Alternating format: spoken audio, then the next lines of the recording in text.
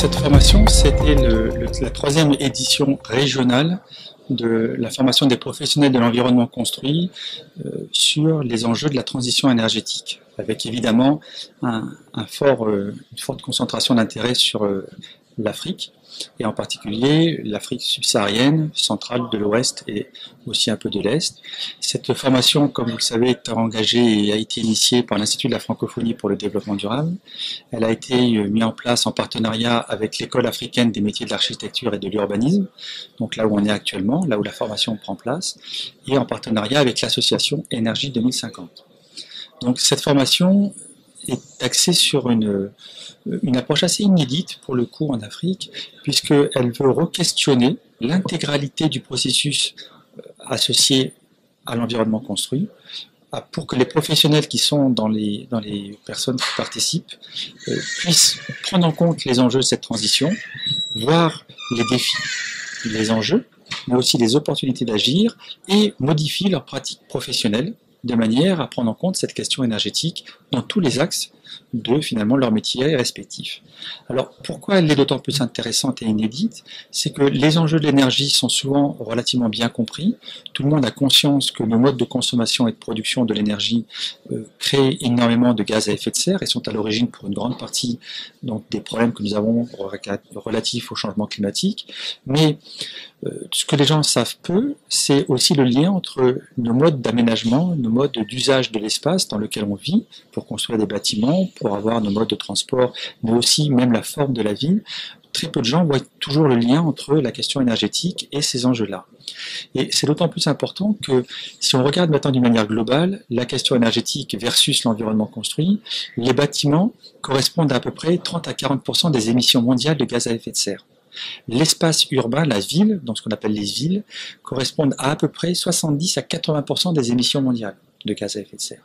Et si on regarde la question de la consommation énergétique ou des matières premières, on atteint jusqu'à 80% là aussi. Donc tout ça pour dire qu'il y a bien évidemment un lien évident, mais il y a aussi des opportunités d'action. Et c'est tous les enjeux de comprendre comment nos choix d'aujourd'hui, nos aménagements d'aujourd'hui peuvent modifier finalement cette espèce de prison dans laquelle on s'enferme dès lors que nos modes de consommation nous obligent à consommer de l'énergie. Alors ça c'est vraiment la genèse de cette formation. Maintenant elle est aussi intéressante parce qu'elle questionne l'intégralité de la chaîne. Je l'ai dit mais je vais insister un petit mot dessus quand même. Il n'y a pas que des architectes, il n'y a pas que des urbanistes, mais il y a aussi des thermiciens, des ingénieurs, il y a aussi des économistes, il y a aussi des géologues, il y a aussi, on a eu des participants dans les précédentes sessions, des géographes, et aussi tout ça pour dire qu'on a évidemment des gestionnaires urbains, et on a eu aussi des gens des représentations de la société civile ou parfois de ministères.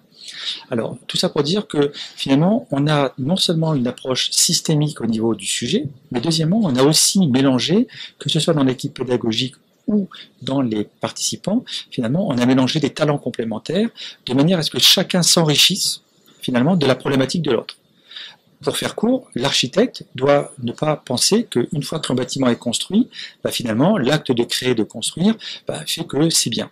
C'est bien, c'est utile, mais nécessaire d'être connecté à d'autres. Quel est le service rendu par le bâtiment? Et par extension, quel est le service rendu par la ville?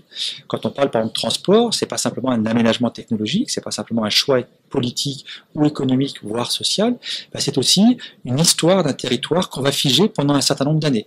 Par exemple, si on se trompe en faisant un aménagement transport au niveau d'une ville, ça peut aller entre 25, 50, voire 75 ans, où vous allez figer un besoin en consommation énergétique. Au même titre, toujours pareil, à guise d'illustration, vous faites un bâtiment qui va demander des apports en froid, donc de la climatisation, versus un bâtiment qui va prendre les apports bioclimatiques, donc qui va utiliser au maximum les énergies disponibles, les énergies de flux, comme le soleil, le vent ou autre.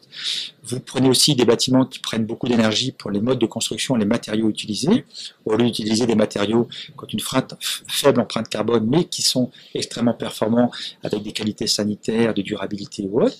Entre les deux extrêmes, vous allez avoir des horizons énergétiques complètement différents et surtout des verrous. Alors verrou veut dire quoi? Si je me trompe, si je fais un bâtiment pas adapté au climat tropical par exemple, qui a besoin beaucoup de rafraîchissement extérieur, artificiel, le bâtiment sur toute sa durée de vie, il va devoir avoir besoin d'énergie.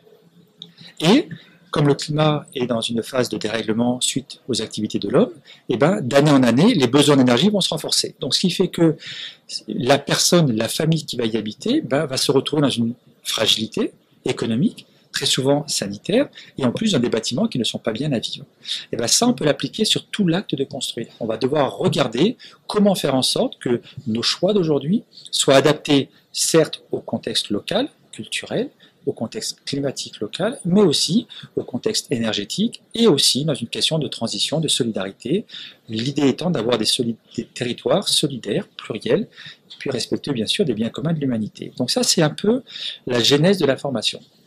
Quand on l'a créé, c'était donc pour répondre à ce besoin, c'est-à-dire de renforcer les pratiques des professionnels, au-delà même de toutes les difficultés que peut avoir ce secteur-là au niveau africain, puisque, par exemple, c'est plus facile de s'appuyer sur une réglementation thermique du bâtiment, par exemple, c'est plus facile aussi de s'appuyer sur des modes de transport interconnectés, ou aussi sur des énergies peu polluantes, ou avec un système énergétique extrêmement dense et bien organisé, que de faire cela quand on a déjà des besoins en développement, qu'on est confronté à souvent des difficultés économiques et sociales, et puis aussi que pour finir, finalement, la ville se développe très vite. Voilà. Donc ça, c'était vraiment la genèse. Dernier point général avant de rentrer sur le déroulé de la formation, il faut aussi rappeler que l'environnement construit, le futur de l'humanité y est extrêmement associé. Vous savez, nous savons tous que déjà plus de 50% de la population mondiale vit dans des villes, mais on sait aussi que dans les prochaines décennies et d'ici à la fin du siècle, on aura quasiment 75 voire plus de la population mondiale, 75% de la population mondiale de l'humanité, qui sera dans un espace urbain. Alors là, vous imaginez, en plus, à ce moment-là, on sera pas loin de 9 à 10 milliards d'habitants, donc vous imaginez les besoins en construction nouvelle, les besoins d'aménagement nouveau, les besoins en assainissement, en qualité de l'air, en matériaux, donc tout ça est colossal. Donc c'est pour ça que beaucoup de gens disent le futur de notre société, de nos sociétés, se déroulera dans les villes, et si les villes ne sont pas durables, si les villes ne sont pas des laboratoires de mise en œuvre, très clairement, l'humanité aura certainement des pans entiers qui seront hypothéqués. Pour finir toujours, pour l'Afrique, c'est encore plus exacerbé qu'ailleurs, parce que, contrairement à ce que beaucoup de gens pensent, la grande transition urbaine va s'organiser en Afrique. On parle de plus de 2 milliards d'urbains dans les prochaines décennies, d'ici 2030-2040, et essentiellement dans l'espace africain. Donc on voit bien que là, on va se retrouver dans une espèce de cumul de tensions sur les ressources, l'énergie, la disponibilité de la terre, mais plus encore, si je vais aller plus loin, on se retrouve dans un contexte encore plus, j'ai envie de dire, exacerbé, puisque l'Afrique va être confrontée à une rapidité dans cette transition urbaine que aucune société au monde, dans son histoire, n'a expérimenté. Ce qui fait qu'on se retrouve dans des espaces déjà soumis à des tensions exacerbées par les aléas climatiques, mais en plus, dans une rapidité, dans une histoire, dans un vécu qui va se faire tellement vite que si on n'arrive pas à anticiper, on va finir par conforter et renforcer ce qui est déjà le cas en Afrique dans beaucoup de pays, qui est de dire que la ville est subie. Et non d'avoir une ville intelligente en transition qui anticipe pour justement ce partage des ressources, cet équilibre et ce mieux vivre. Voilà. Donc ça, c'est vraiment les grands défis. Alors, la formation proprement dite est articulée en 3 grands temps. Et ça, c'est très important de le rappeler. 3 grands temps qui sont complémentaires, bien sûr, mais qui ont une logique. Alors, le premier, et ce qui vient de se terminer là aujourd'hui, c'est la première session présentielle. Dans ce cas-là, nous rassemblons à peu près, alors cette session, nous avions, je crois, une trentaine de participants qui venaient d'une dizaine de pays, donc très, très intéressant comme variété, hein, bien sûr, comme variété d'origine, variété de terres, d'expérience, mais aussi de métiers, je vous l'ai dit. Et ces professionnels, on a fait avec eux, et l'équipe d'encadrement, on a fait, j'ai envie de dire, des compléments, des apports pédagogiques. Le deuxième temps fort va être une période ensuite de 4 mois. 4 mois pendant lesquels, et ça c'est aussi une des particularités, une des innovations de cette formation, pendant lesquelles chaque professionnel, dans son métier, va mettre en œuvre. Alors ça c'est vraiment bien, vous voyez, c'est traduire les connaissances, les savoirs en action, en levier d'action. Et donc, ils vont mettre en œuvre des projets qui vont se faire en partenariat avec un ou plusieurs encadrants, de manière à ce que ces projets-là prennent en compte la transition énergétique, la transition climatique, dans les enjeux de l'environnement. Ça, c'est le deuxième temps fort. On va retrouver ensuite tout le monde pour la deuxième session présentielle qui aura lieu au mois de mars, qui se déroulera toujours dans l'école des hameaux.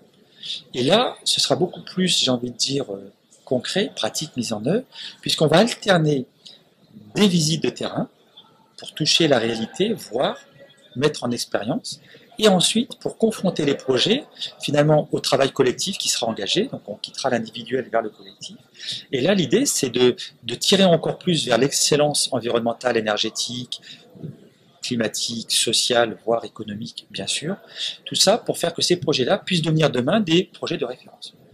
Et nous, évidemment, que ce soit l'Institut de la francophonie pour le développement durable, que ce soit l'École africaine des métiers de l'architecture et de l'urbanisme, que ce soit l'Association Énergie 2050, bien sûr, nous, on s'est engagé à ensuite démultiplier ces connaissances, ces savoirs, ces résultats dans différents médias, comme des médias de la francophonie qu'on appelle Médiaterre, qui est le plus gros portail francophone sur le développement durable, sur le site d'Énergie 2050, sur le portail Finob, sur énormément de portails.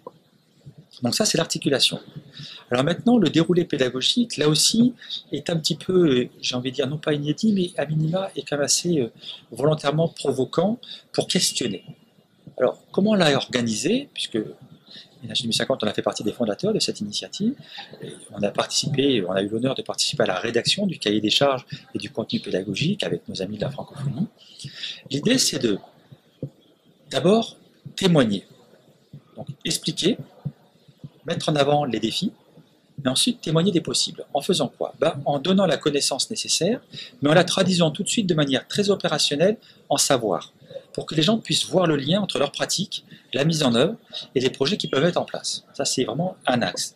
Le deuxième axe, c'est s'approprier.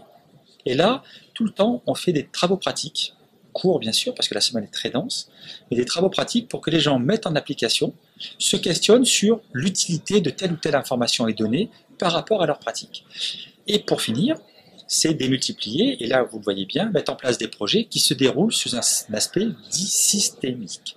Et je n'ai pas encore employé ce mot-là, je vais l'employer pour vos auditeurs, c'est de dire systémique. Ça veut dire qu'on va considérer non pas un des éléments du puzzle, mais on va considérer l'intégralité de ce que peut vouloir fédérer et ou mutualiser et ou mixer comme enjeu par rapport à l'environnement construit. Donc même un architecte va devoir se questionner sur l'empreinte du bâtiment dans la ville et le service qui est associé. Un thermicien ne va pas devoir se questionner simplement sur la performance d'un matériau, mais aussi, pourquoi pas, sur les modalités d'usage, sur le service de l'énergie dans l'environnement construit. Donc c'est vraiment, là aussi, un questionnement volontairement un petit peu innovant. Et ensuite, pour rentrer sur le contenu tout à fait opérationnel de ce qui s'est passé cette première semaine, on a eu plusieurs modules. Le premier module a été les enjeux climatiques, parce qu'il est important que les participants, qui souvent viennent d'horizons professionnels différents, puissent recomprendre qu'est-ce qui se passe, j'ai envie de dire, au niveau de la science, c'est la science du climat, quelles sont les ou la conséquences pour, ici, la zone sur laquelle on est, là, donc l'Afrique de l'Ouest et l'Afrique centrale, et, enfin, je parle en termes de pays qui sont mobilisés autour de cette formation. Et pour que les gens puissent faire le lien entre ce qu'on raconte au niveau global et comment ça va se traduire au niveau local. Ça, c'est très important. Ensuite, on leur parle dans ce module des grandes dynamiques, des grandes politiques internationales et des grands accords, parce qu'une grande partie de ces accords se déclinent très concrètement sur des actions locales, territoriales, avec la mise en place de projets, de mécanismes carbone, avec des stratégies de réduction des gaz à effet de serre, des stratégies d'adaptation, comment on va s'adapter à cette contrainte climatique, et puis aussi à des stratégies de résilience. Donc ça, c'est le premier module. Le deuxième module est tourné sur les enjeux de la question énergétique. Alors, j'ai oublié de dire, il y a aussi un module qu'on appelle le module 0, qui est le module sur la systémique dont je vous ai parlé, et qui questionne l'environnement construit dans sa complexité globale, de manière à être intégrant au maximum et éviter d'avoir une approche sectorielle. Donc le troisième module, ce que nous on appelle le module 1, c'est l'énergie. Et là, l'énergie, on la voit sous deux aspects. On la voit sur la grande transition, toujours appliquée à l'environnement construit. C'est-à-dire qu'on ne regarde pas simplement la manière de produire de l'énergie, on regarde toute la chaîne. Et la chaîne d'une transition réussie, c'est d'avoir une action sur l'énergie qui conjugue trois mots clés. Le premier étant la sobriété énergétique, donc que vous pensiez à une maison, que vous pensiez à une voiture, que vous pensiez à un équipement électronique, sobriété va vouloir dire je vais ne consommer de l'énergie que lorsque j'en ai besoin. On voit bien tout de suite que si j'arrive à éviter d'utiliser l'énergie, je fais de la sobriété. Si j'ai un bâtiment qui est bioclimatique, qui est performant, qui n'a pas besoin de rafraîchissement, de froid, de climatisation, mais vous voyez bien que de fait, j'ai été sobre, je n'ai pas consommé l'énergie à confort constant, puisque je suis dans un bâtiment qui est adapté au climat local. Ça, c'est la sobriété. Le deuxième pilier s'appelle l'efficacité énergétique. L'efficacité énergétique, alors là, c'est quelque chose de très fondamental qui veut dire, dès lors que j'ai besoin de consommer de l'énergie, je vais faire en sorte d'en consommer le moins possible. Alors vous avez déjà ça, en Afrique comme chez nous, c'est les étiquettes énergie, par exemple sur les climatisations, sur les frigos, c'est les lampes basse consommation, c'est les équipements performants. Là, l'idée, c'est de se dire, puisque je dois éclairer, quand j'en ai besoin, je vais faire en sorte de consommer le moins possible. Alors, ça va être par une organisation de l'espace à vivre, ça peut être une organisation de la ville, une question de mixité de matériaux, de matériaux plus ou moins lumineux, ça on va regarder, mais après ça peut être aussi avec des équipements actifs comme des lampes. Et là, vous voyez bien, au lieu d'utiliser des lampes à incandescence, on peut utiliser des lampes basse consommation, des LED ou autres, donc ça c'est sobriété. Et le troisième pilier, c'est développer les énergies renouvelables. Et là, contrairement à ce que les gens pensent, très souvent, les énergies renouvelables, c'est pas que pour de la grosse production réseau. Alors souvent les gens comprennent quand on dit ça pour l'électrification rurale, c'est-à-dire pour apporter sur des panneaux photovoltaïques de l'énergie dans des gens qui ne sont pas connectés au réseau, mais il y a aussi énormément d'énergies renouvelables qui sont applicables à la ville et à l'environnement construit. Il y a bien sûr les chauffe-eau solaires thermiques, par exemple, où là vous transformez la chaleur en eau chaude sanitaire avec de l'énergie du soleil. C'est important. Et vraiment, sous les latitudes ici, il devrait y avoir un plan Marshall pour le solaire thermique. Il devrait y en avoir partout. Puisque vous effacez de la demande en énergie électrique, vous effacez des produits à base de bois, de chauffe ou du gaz ou autre, et vous utilisez du soleil, qui est abondant ici, pour produire de l'eau chaude sanitaire. Voilà, ça c'est un exemple.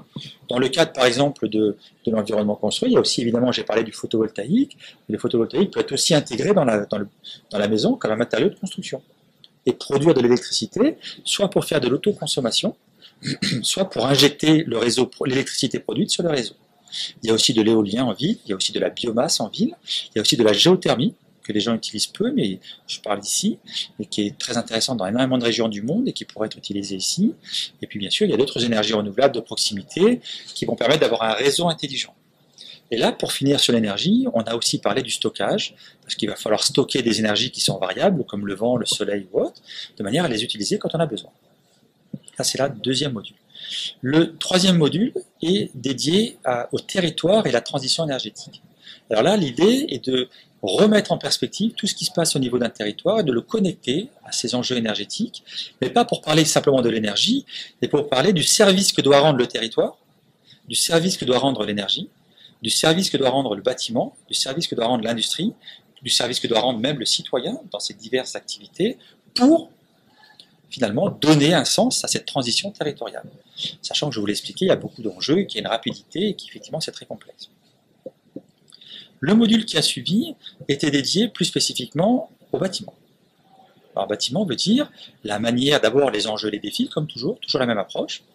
Ensuite, la typologie du bâtiment africain, la typologie du bâtiment moderne, européen, la typologie du bâtiment mixte, colonial, donc toutes les typologies du bâtiment, de manière à voir leur comportement dynamique, leur comportement énergétique, et les besoins qu'il peut avoir, les conforts qu'il peut y avoir au niveau finalement des personnes qui vont y vivre et des matériaux qui vont être consommés. Dans ce cadre-là, on a aussi ensuite travaillé sur la thermique du bâtiment.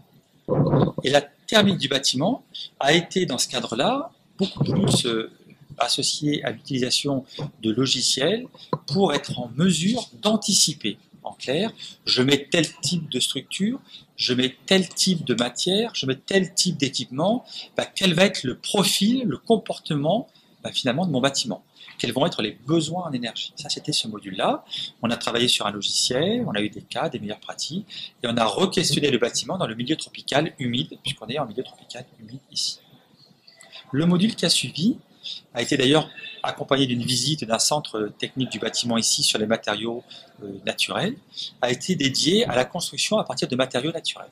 Alors essentiellement la terre crue, la terre cuite, essentiellement aussi la matière végétale ou autre, et tous ces matériaux-là, finalement, on nous a rappelé le bon sens de leur usage, on nous a, alors quand je dis nous, on a rappelé le bon sens de leur usage, la performance énergétique, la performance et la qualité sociale qui en découlent, et aussi on a questionné les modes d'appropriation de ces matériaux. Par exemple, actuellement, la terre crue, quand même elle a de meilleures performances énergétiques qu'un bâtiment moderne, et bien, est considérée comme une maison pour les pauvres. Donc vous voyez bien que là, il y a un questionnement à se réapproprier. Et on a des exemples de maisons à énergie positive au Sénégal qui sont faites en terre crue. Donc ça, c'est le deuxième module. Il y a eu aussi un module sur l'efficacité énergétique, je vous en ai parlé, mais ce module a été quand même assez illustré, puisqu'on a regardé aussi la réalité, des enjeux, mais toujours autour de cas concrets, et en particulier une maison à énergie positive à Dakar, qui est un cas exemplaire, puisqu'elle a été construite un peu contre-courant, dans le sens pas de soutien public, mais avec des équipements modernes, exactement les mêmes pour un confort, j'ai envie de dire, occidental. Donc, on n'a pas diminué la qualité de vie, mais au contraire, on l'a améliorée, et en plus, on a réduit la facture énergétique, tout en ayant des équipements énergie renouvelable, de l'efficacité énergétique et une maison en terre. Voilà. Ça, c'est la fin de ce module.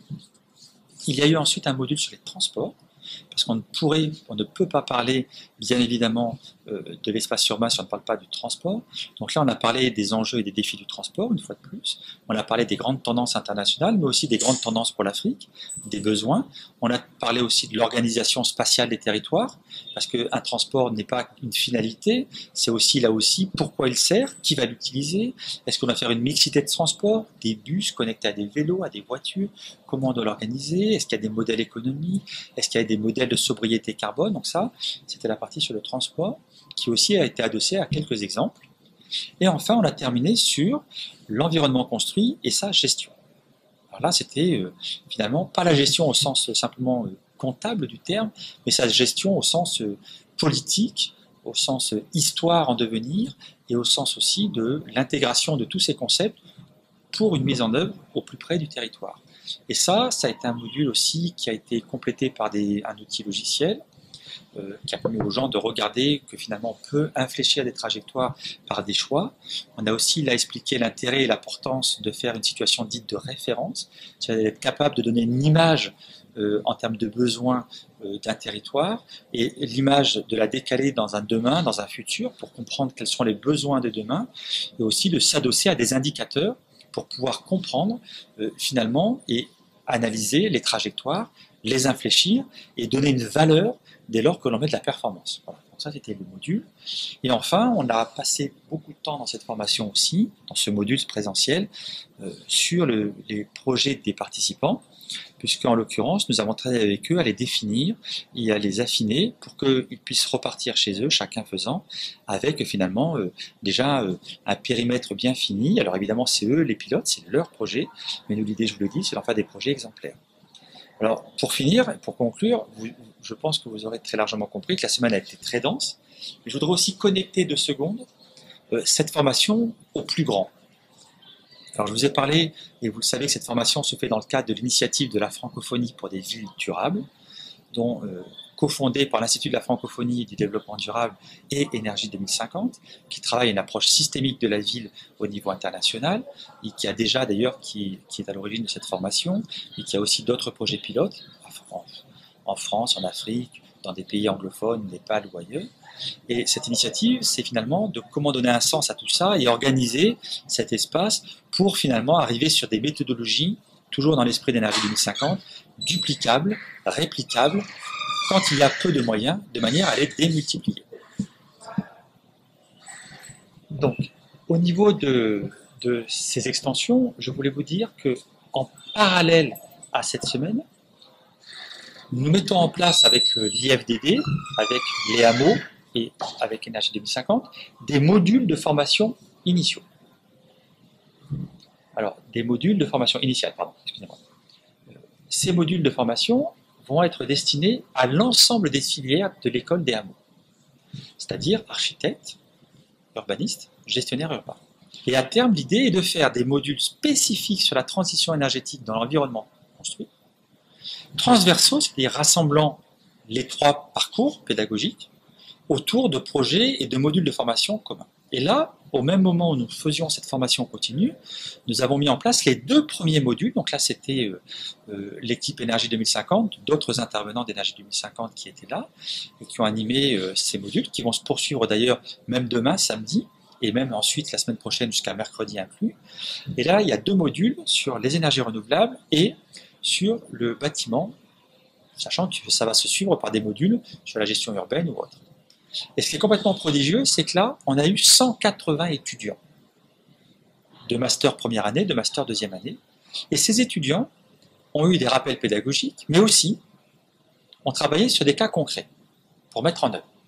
Et ce qui était intéressant, c'est de voir que là, les étudiants se sont emparés des projets et ont travaillé, par exemple hier, jusqu'à 20 heures sur leurs projets pour aujourd'hui les rendre aux enseignants et commencer à mettre en œuvre, alors qu'ils sont encore jeunes dans leur pratique professionnelle, cette transition énergétique en se l'appropriant, qu'ils soient urbanistes, gestionnaires urbains ou architectes.